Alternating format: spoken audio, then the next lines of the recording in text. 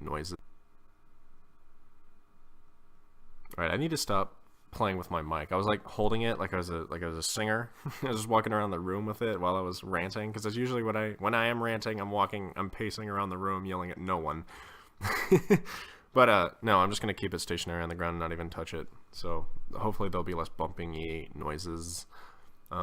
So last episode, I mentioned that I am part of a culture, and it makes it kind of sound like it's a movement or something that has a name, but it's not. It's just whoops, my phone went off. Whoops, sorry.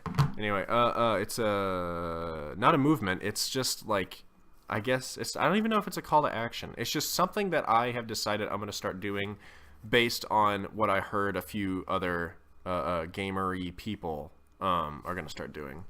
And that is not pre-ordering games anymore. And I am the biggest offender of this. Offender of this?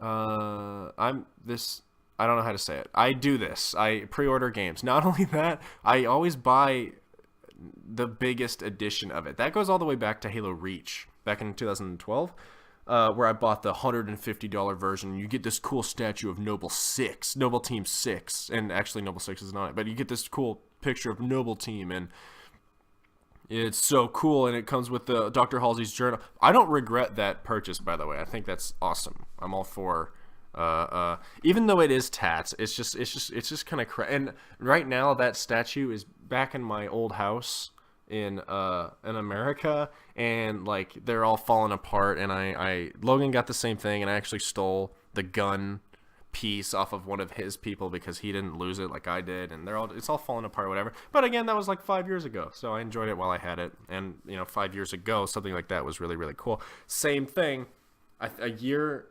after when Skyrim came out, I did the same thing. I bought the $150 version, and it came with this cool little picture of Alduin, or this little statue of Alduin on a wall, and I still have that. His horn broke off. It's the same place as the Halo Reach thing, but it also came with that cool book with the arty whatever crap, and that's all fine. I think that's when it started veering into like rougher area. Like that should have been like foreshadowing to the horror that the different bundles are now.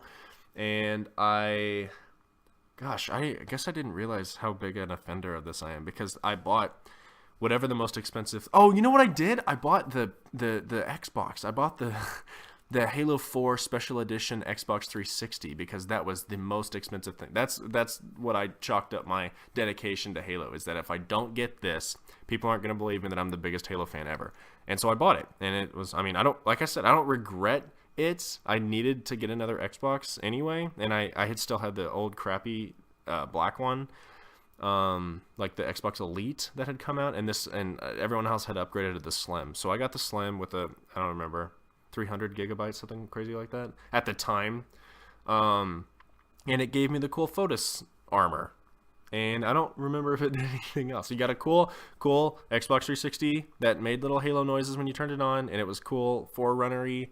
And you got the two cool controllers, which is sick, and then you got the Photos armor. That was enough for me, by the way, because I liked walking around in Photos armor. That's what I wore the entire time in Halo 4, Halo 4, because I was like, hey guys, look at me, I bought the whatever, and no one was impressed, to my dismay. But then Halo 5 came out, and I bought the Halo 5 Special Edition Xbox.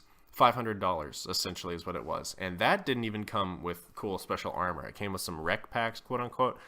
Not only that, I also bought the Astros, the gaming headset, $270 on that one. And then what else did I buy? I bought the Master Chief controller. Again, I don't regret buying any of that, but that was about $1,000 that I spent on a game. And I mean, I'm still getting use out of the thing, but I mean, at the time I was like, I need to get literally the best thing that they have to offer about this game. I need to get it. And I just kind of chalked my Halo personality on that. And I see now how stupid that is, especially since I'm poor and I could have used that $1,000 for like food.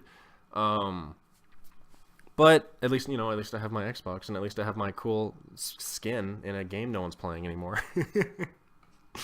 But so I'm a big offender of this, and I also bought back in April, I bought the Dark Souls DLC, and I still haven't played it at all. And I know it's been out for not terribly long, but I haven't played it. I got back on Dark Souls, and I played through the game with a new character to dive into the DLC.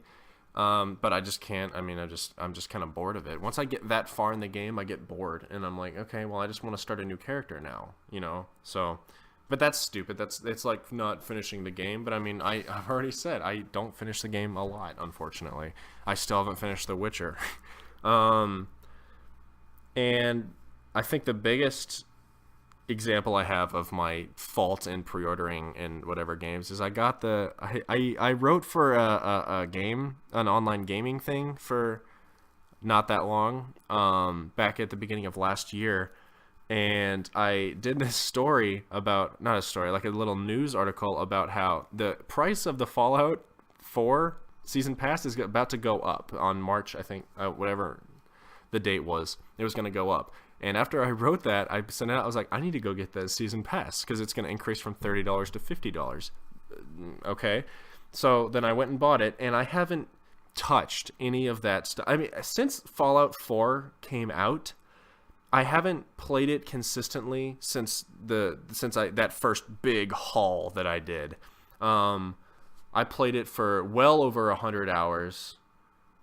When it first came out, and then I did another one. I don't know. I probably have about 200 hours on the game total, but all of that was like more than half a year ago, and I haven't touched it since. And they keep coming out with new content, and it sounds cool. Oh, you can have a robot companion that you build. That sounds neato, but I don't really travel with companions. You can build new stuff in the whole settlement thing. I mean, that's cool. I made one settlement, and that's my home one, and I don't really want to do anything else with it. You can capture animals. I'm like, okay, cool. Are there not mods where you can kind of do that already anyway? Not that I could have had it on my Xbox, but now I can on my Xbox One.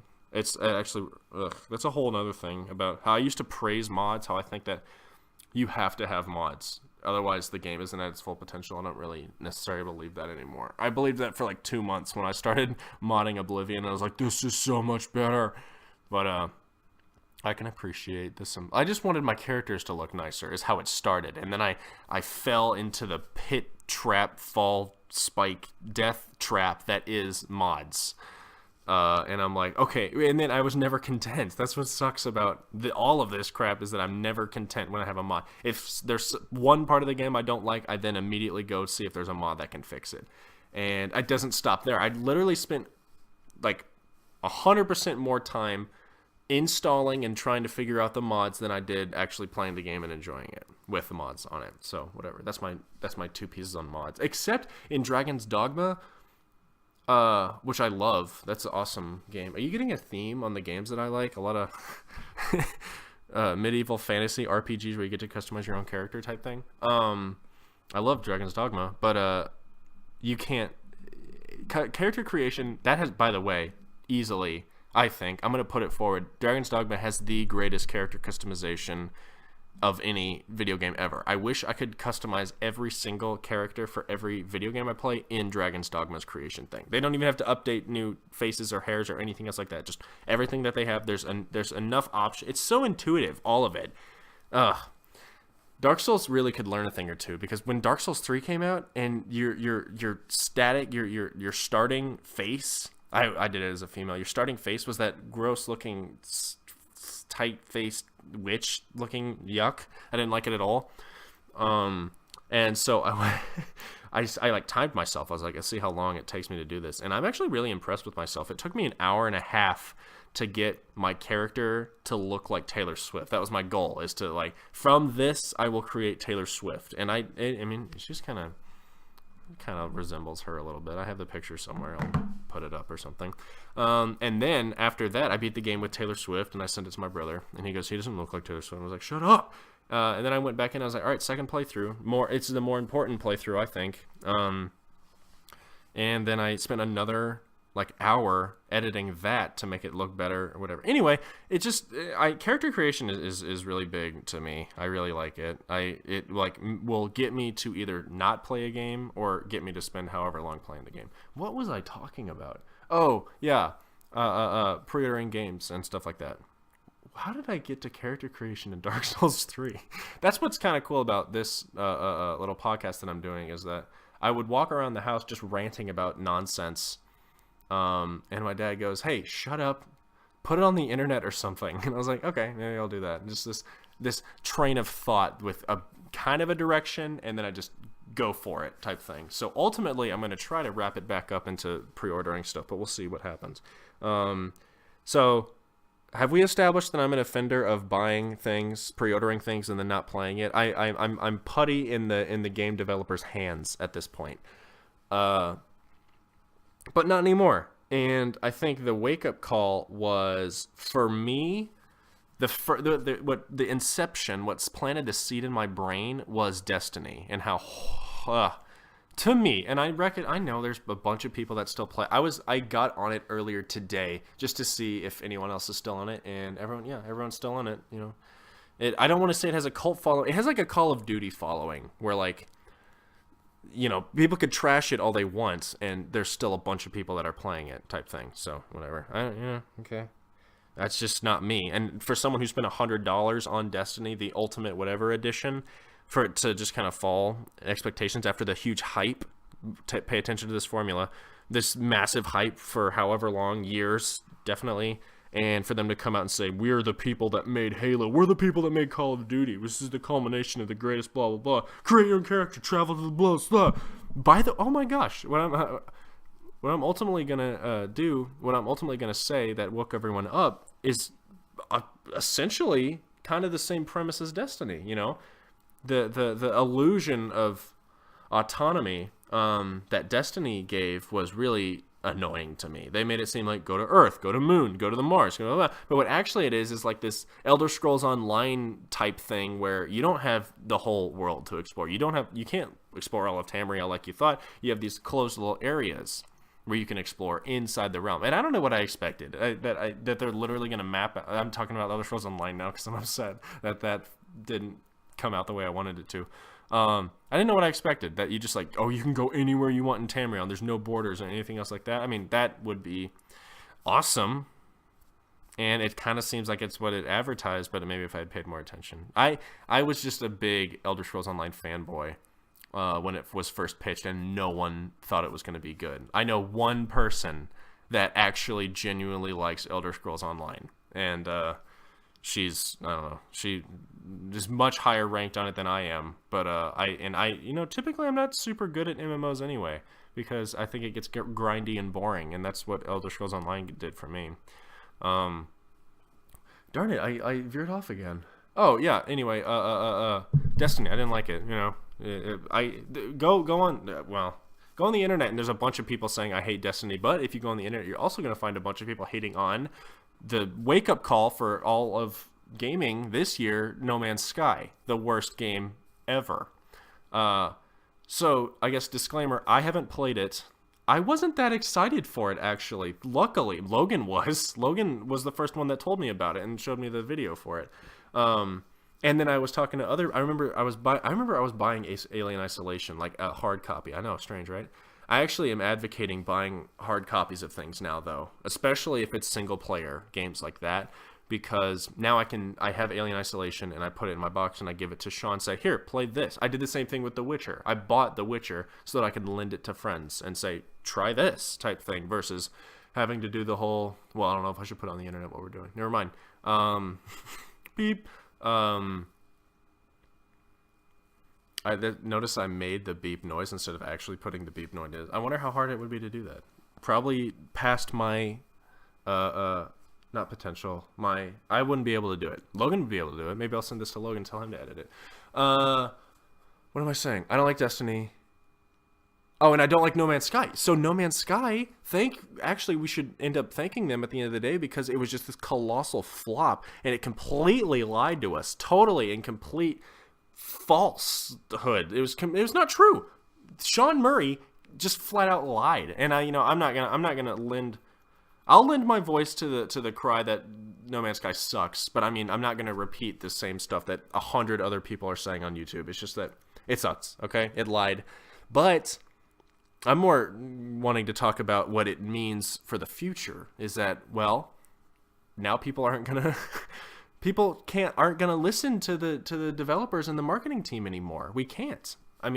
Sean Murray literally lied, and there's not really any ramifications back on him. I mean, the game's still up. They had to refund a bunch for Steam, but what about the guys that got it on Xbox and PS4?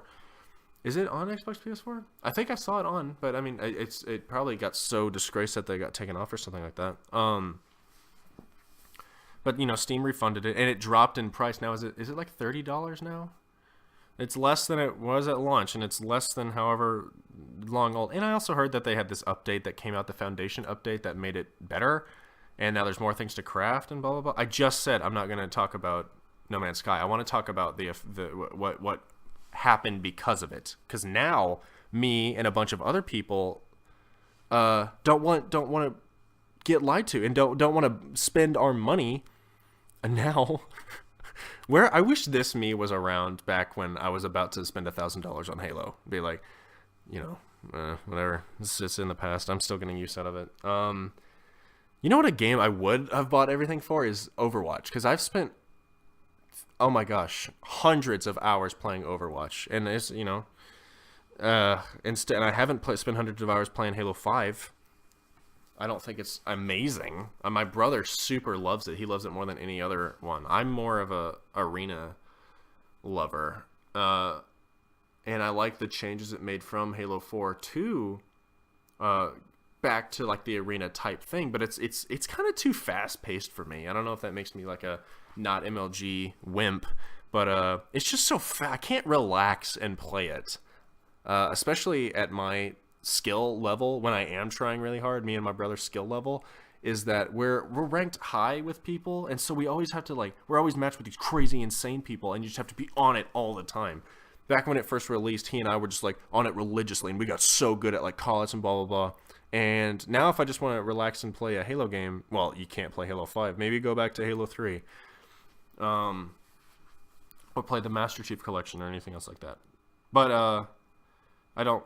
You know, No Man's Sky. Oh, sorry. No Man's Sky. I like the guys on Pretty Good Gaming. What they said is it burned our fingers a little bit, because we're getting so eager and happy with all these games that are coming out, is that it burned our fingers, and we stepped back like, what the heck, and saw it for what it is, and saw the whole industry kind of. Hopefully, we saw the whole industry for what it is.